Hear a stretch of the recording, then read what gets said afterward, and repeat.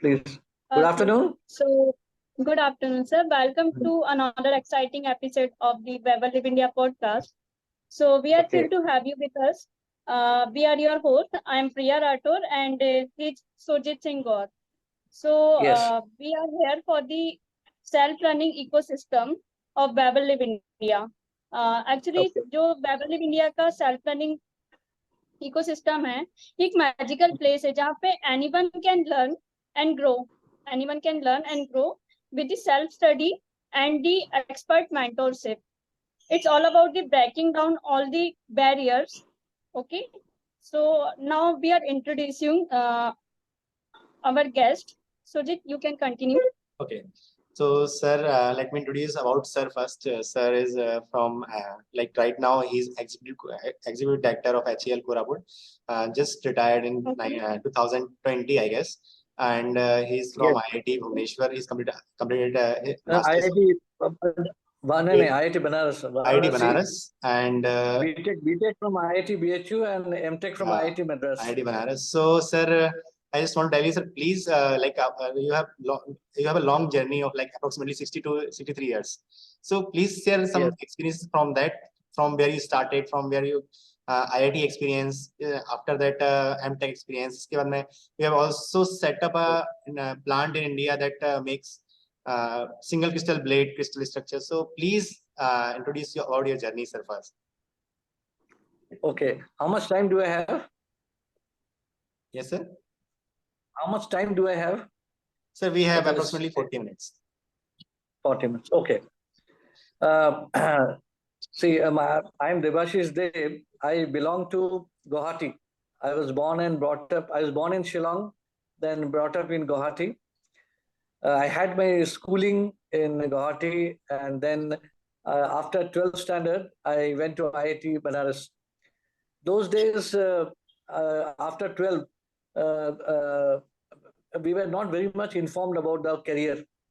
It used to be mostly hearsay, or maybe some of your friends, you would come to know that, yes, there are some competitive exams, what we should appear, like IIT, NIT. There are very few such engineering colleges. So I remember when the time came to fill up the form for entrance exams, there were only very few entrance exams those days. One was for IIT JE, the other one was Indian School of Mines, Dhanbad. So I appeared only in these two exams. So, and we didn't know that what is the sort of preparation required. What we depended mostly on was 11th standard and 12th standard syllabus.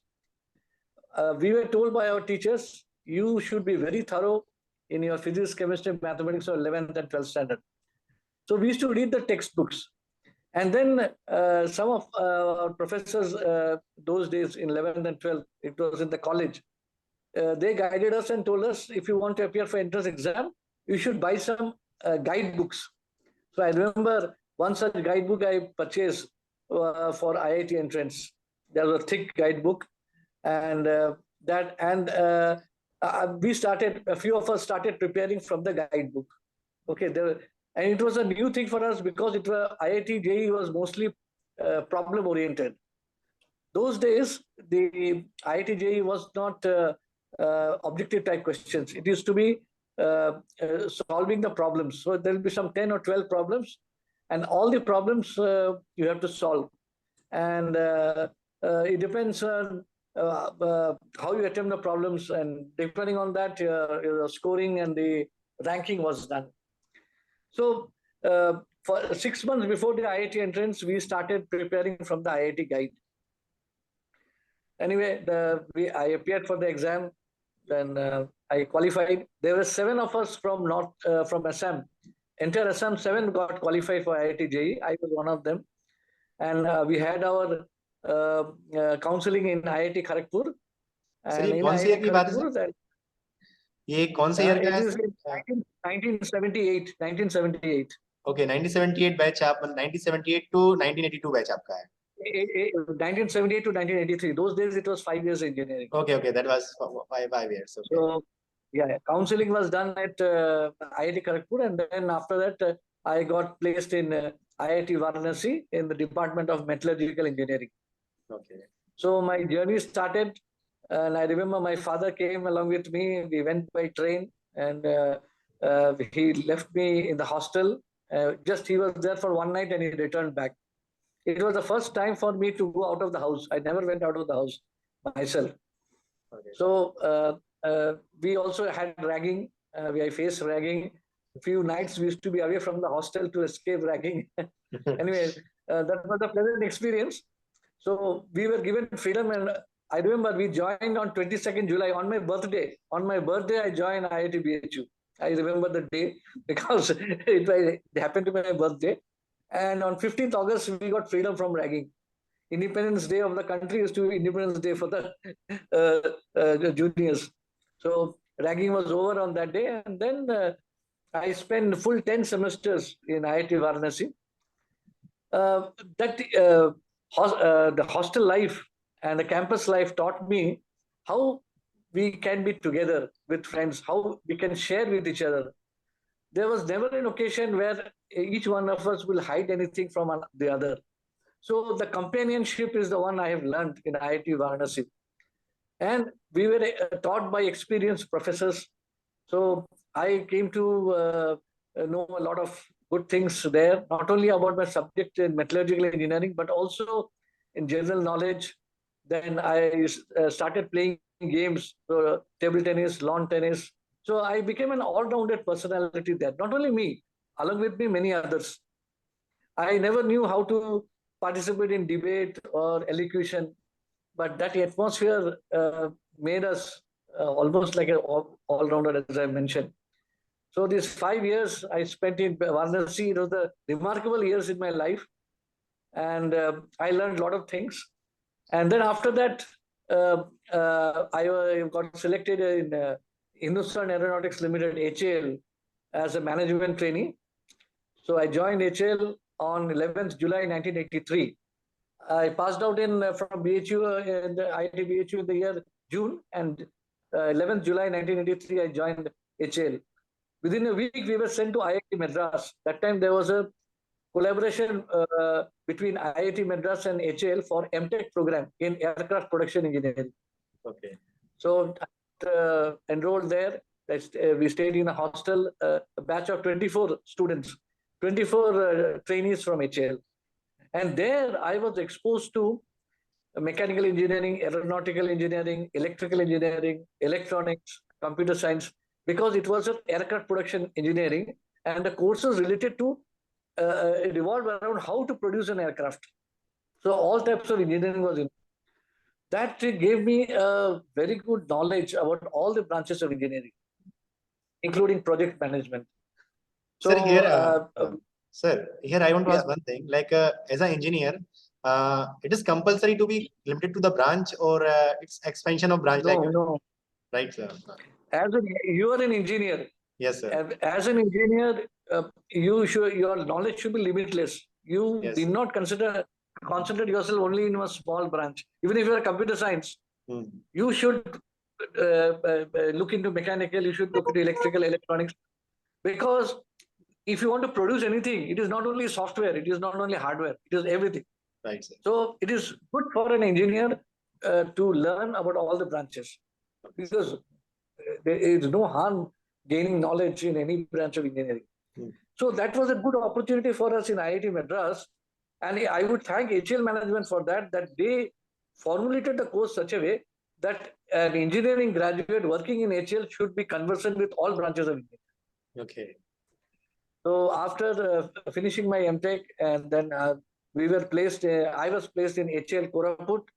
My batchmates were placed in other divisions of HAL. HAL Koraput is a division which manufactures aircraft engines, fighter aircraft engines. Initially, we manufactured for all the MiG series fighter aircraft, MiG-21, MiG-21Bs, MiG-27, MiG-29. Later on, another division was set up in HAL Koraput for manufacture of Sukhoi. Initially, I was placed in shop floor. Okay. Shop floor is the one where the actual manufacturing activity takes place. So since I was a metallurgical engineer, I was first placed in foundry. So the foundry where I was placed, it had all the casting facilities of sand casting, die casting, investment casting, and there were about 6,000 to 7,000 types of castings which we used to make in that foundry. Yes. So it was a very good experience for me, not only for the practical experience I had in making a casting, but also how to maintain human relations. Okay. Finally, if you have to make any product, you cannot make it yourself all alone. You have to deal with other individuals. You have to deal with people from all walks of life. There will be people who will be less skilled. There will be people who will be semi-skilled. There will be people who will be fully skilled. And you should know how to deal with all of them. Each one of them will be, when you join new in a shop floor, they're all elder to you. They're all highly experienced. They all have got egos, individual egos. And when you go to manage the shop floor, you will be looked at with suspicion. It's a human mentality. अरे ये तो कल का छोकरा है, क्या जानता है? I have spent 20 years, 30 years experience. So I know much better than you. So it is very difficult to deal with people who are already knowledgeable, experienced, and they look upon you with suspicion. So it is very necessary at that time that you have to be very humble. Okay, you have to, though you have a lot of theoretical knowledge, you can easily bulldoze them by your knowledge, but you should first appreciate their thinking, their experience, their knowledge. First, take them to your fold. Let them know, yes, you are here, you want to learn from them. Their 30 years of experience is valuable for you. Once you do that, they will gradually start accepting you. So first thing is people should accept you. Right, sir. Once the people accept you, then you can gradually suggest them. You cannot directly dictate them, though you are the boss, but you are a youngster there. So you have to, whatever knowledge you have got, you have to prove yourself practically also, by way of trials, by way of experiments, and take them along with you. You have to take the people along with you. It is not that you can bring them and be a part of them within 3 months or 4 months. It is nothing less than 1 or 2 years. You have to be patient enough for 1 or 2 years to see that they accept you. Okay, so that is one thing very important for any youngster to learn. If you have to succeed, if you want people to accept your ideas, if you want something to be implemented, you should first make the people mind ready. They should be ready with their mind to accept your idea, and then only they will come and work with you. Sir, So I have one question here, sir. Right now, what's happening? Like you are in HAL and you are for 37 years in HAL, but right now this is not the reality. Like people joins a company for 2 years, 3 years, after that they resign. So how they will tackle these things, like for making their acceptance to the company? तो जो short time के लिए job करते हैं, replace change कर लेते हैं अपने आप को. See, the one what example that you have given, it is mostly related to people who are working with the software industry, changing very often. Right, sir. Right. Mm-hmm. In software industry, it is mostly individual work. Right. Okay. You are given a task, you have to fulfill. You are not dependent on someone else. Right. Okay. So initially, when you join a software company, it is mostly individual oriented. Yes. It is, with the passage of time, you will rise in the position, you may become manager. That time you will be depending on many others who are doing such individual jobs. Got it. But as you are mentioning, the changing after 2-3 years, it is happening in software. But in a manufacturing organization, nobody takes a drastic step of changing so soon. Okay. Unless you are totally. Because if you want to get an experienced job of a similar nature elsewhere, first the company will ask you how much you have learned, how much experience you have got. So they don't take, either they take as freshers or they take people with good amount of experience. Okay. Sir. Right? Got it. So, yeah. So now to go back to my thing. So if you want to work with a group of people in shop floor or in a research or wherever it is, you have to make people acceptable to you. Then they should accept you. So for that, you have to make their minds ready. And for this, you have to first understand them, and then they will understand you. Okay. So the shop floor experience was very good for me, and gradually people started accepting me. See, when you're in shop floor, you are under pressure from your boss also. Boss also wants that a task has to be implemented with a particular span of time. You have got subordinates who are not so willing to obey you. So you are being pulled in two different directions. Boss pressurizes you, subordinates don't want to listen to you. At that time, you should have a proper balance of mind. Okay, you have to be absorbent, to boss's firings. Boss also knows that you are facing this problem, but boss will do his job.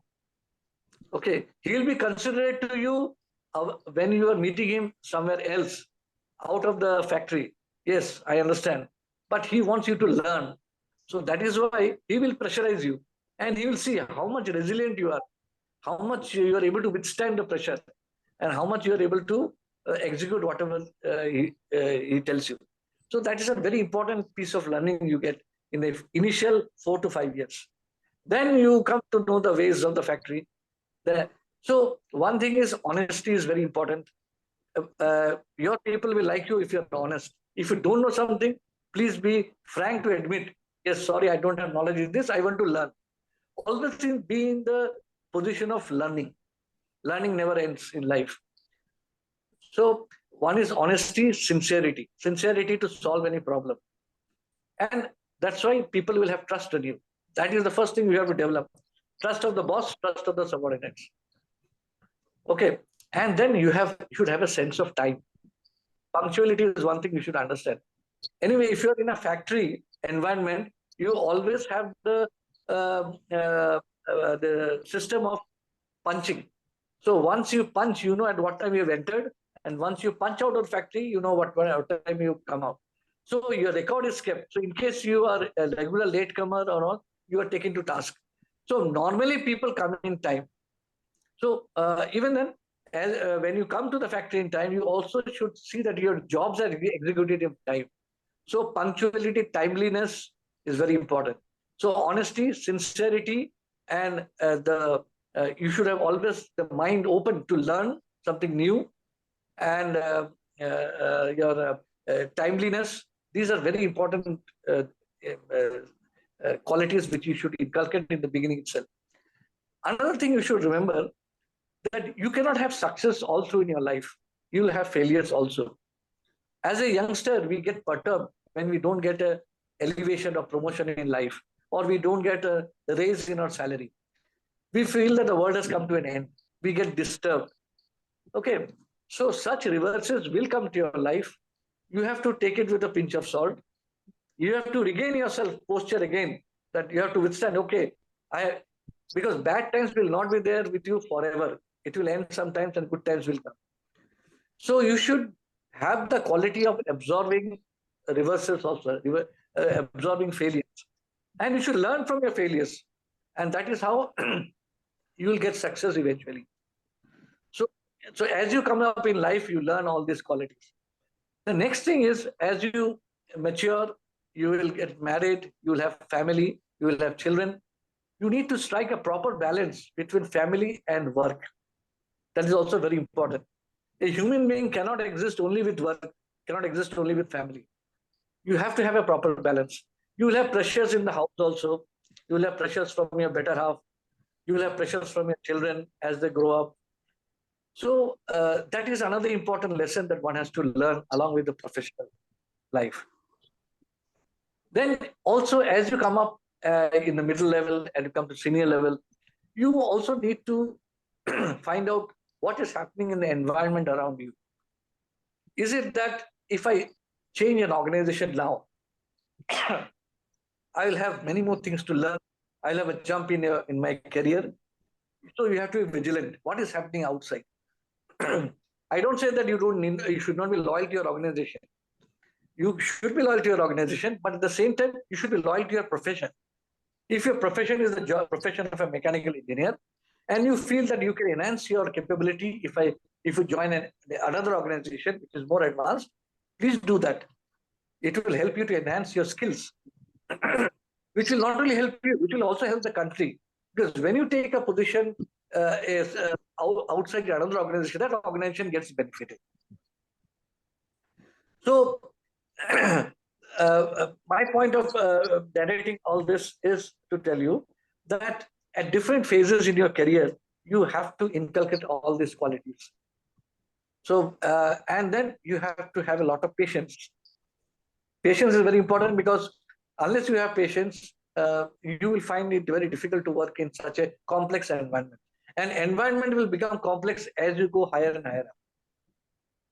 You have to deal with, as you reach the position of a general manager or a director, you then have to meet not only people of your organization, you have to meet people of another organization, you have to meet people of the government, of the ministry.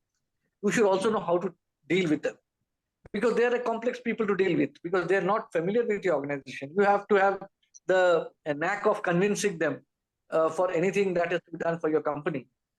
And they also would like to have some favor from you, maybe for the ministry, for the government, for the society. And when you're living in a society, you have got something called corporate social responsibility. Now, government has introduced one scheme called corporate social responsibility, where you have to take care of the society. So as you come up in the organization, your tasks become multifold. Look after the organization, look after the country, look after your suppliers to whom you're supplying your product. Okay, so this is what I thought I would share with you, and this is what I have learned from my experience. Now that I have retired from active service, I don't want to sit idle. So fortunately, I could get an assignment in KIT University, Kalinga Institute of Industrial Technology, as Director General Consultancy for a tenure of 2 years. So I joined there. I enjoyed interacting with the faculty, interacting with students, interacting with the people like Mr. Sujit, who was a student then when I joined. He was finally a student of mechanical engineering. He will tell you better how I used to insist him to go to HL and see practically the production happening, because whatever he used to read in the books, he saw it in practice. So probably he will tell better than me, because he has seen it with his own eyes. I also enrolled for PhD. People would wonder at the age of 60 or beyond, what is the need for me to acquire a higher degree? It was a passion for me that learning never ends and age is only a number. So I joined PhD. I passed the entrance exam of KIT and joined PhD. And I successfully passed through 6 courses what KIT prescribed. And for all these courses, I got the maximum grade. That is O grade. I was surprised myself that I could still learn, I could perform. So that's why I say it is number. Now I am doing my experiments for my thesis work. I am preparing a composite metal mattress, hybrid composite, and advanced composite in KIT. And now I'll be testing the properties. So very soon I'll come out with my findings in the form of a thesis. And if God is willing, I will get my degree from here. But I will not end with my PhD. I also have got aims to do postdoc. I don't know how much it will materialize. At the same time, I have now joined as an advisor and consultant to TVS Group of companies in Chennai. They want to venture into aerospace. So I am an advisor to them for making components for aerospace, for aero engines. So I am dividing my time now between TVS Group and PhD. So this is what, and then I am also able to contribute something to the youngsters like Sujit Gaur, Sudipta Pathak. They are all young entrepreneurs. They have established their startup. So whatever small way I can, I am helping them. And with this, I hope I'll be doing a good job to the society. So that is what I had to, message I have to pass on to you. If there are any questions, you're welcome. Yeah. Okay, so sir, you had a versatile experience in your academic journey, and you have a vast experience in your career, in your industry. So what is the importance of self-study in your life? Yeah. Yes. My self-study study started when I was in school itself. When I was in 11th and 12th standard, we didn't have the concept of coaching those days. Okay. So I had to decide, because my father wanted me to be in BSc geology. Somebody influenced my father that your son should study BSc geology. But I was not inclined to go to geology. I was bent upon going to engineering. My father never wanted me to go out of the home state, Assam. He wanted me to stay within the state. But my mother supported my ambition. Though my mother didn't know much, didn't study that much, but she had a gut feeling that yes, engineering is a good job for my son and he should go out and study. So she was an inspiration for me.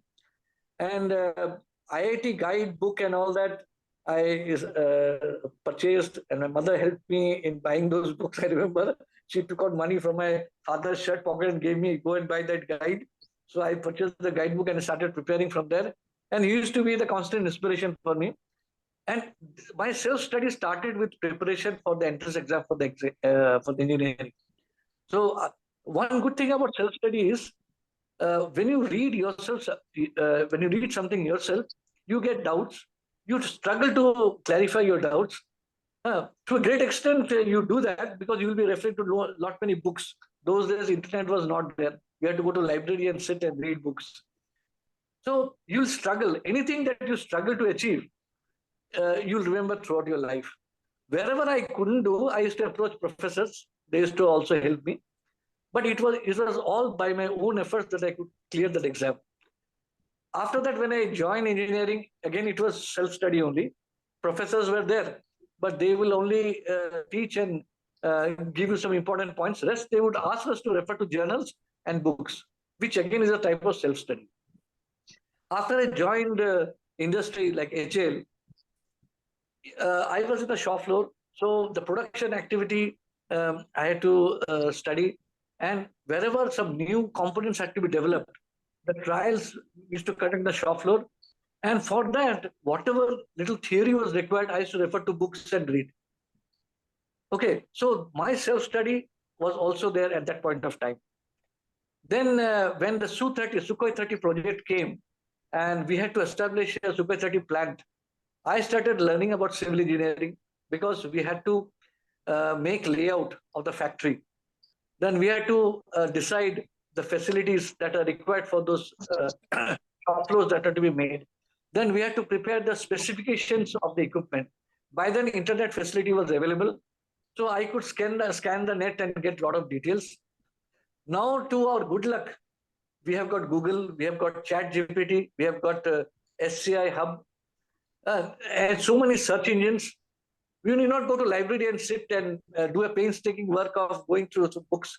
You need to click few words, few sentences, and the entire world is available before you. So the concept, the facility of self-study has grown immensely. And then in the field of engineering, you have got lectures delivered by eminent professors from IITs, from NITs, even from abroad. And then government has made NPTEL lecture series. Yeah, sir, NPTEL lecture series. Yes, where you can get from any topic, yes, sir. Anything that you require. In fact, I have studied the 6 courses of my PhD theory papers, all from NPTEL. Though I used to get lectures from the KIT professors, but much of it, 90% of it, I attribute to YouTube and NPTEL lectures. Okay. So even now, I believe more on self-study. And I think the students of today are also doing most of the time self-study, because if they bunk classes because the professor is not good, and then they go to the rooms and they go through YouTube and NPTEL lectures, they read much better, they understand much better. Isn't it, Sujit? Right, sir. Right. And sir, one more thing, sir. अभी फिलहाल बहुत सारे platforms आ रहे हैं, like self study student करते हैं, online courses हैं, offline courses हैं. अगर हम कंपेयर करें तो ऑफलाइन की फीस काफी ज्यादा होती है, ऑनलाइन फीस काफी कम होती है, और हर जगह पे ऑफलाइन कोर्स अवेलेबल भी नहीं है. Like if I will compare from my village, वहां पे तो ऑफलाइन कोर्स अवेलेबल ही नहीं है. So what do you think, sir? What our platform, sir, can you express your views about our platform that we are growing self-study ecosystem around the India in rural areas, in areas where the resources are not available? So can you can you suggest something, or can you mentor us regarding that also, how we can go for rural areas and such kind of areas for self-study? I will suggest you one thing which I have in mind. Because you are a student of Navodaya Vidyalaya. Yes. You know the psychology of students much better. Yes. Right. So if you want to prepare a student for from 11th and 12th in for IIT JEE, right, and joint advanced test and other or NEET, what are the books they should go through, what type of problems they should go through, what are the type of lectures they should have. What I suggest to you is, you can scan the net from YouTube, from and other Indian search engines, collate all this and make it in the form of a package, physics package, chemistry package, maths package, very easy to understand, and which a student can easily read. For that, you can charge them a small fee. You can increase the base among the students. Right. Okay, so that it will be affordable for them. At the Right. same time, you will also earn some money. So I feel you can do that service and then give them an exposure that what does engineering mean for them. Engineering is, nowadays students feel engineering is only software. Engineering is Right, not sir. only software. Right, sir. Software will exist if hardware is there. If there is no hardware, for whom they will make software?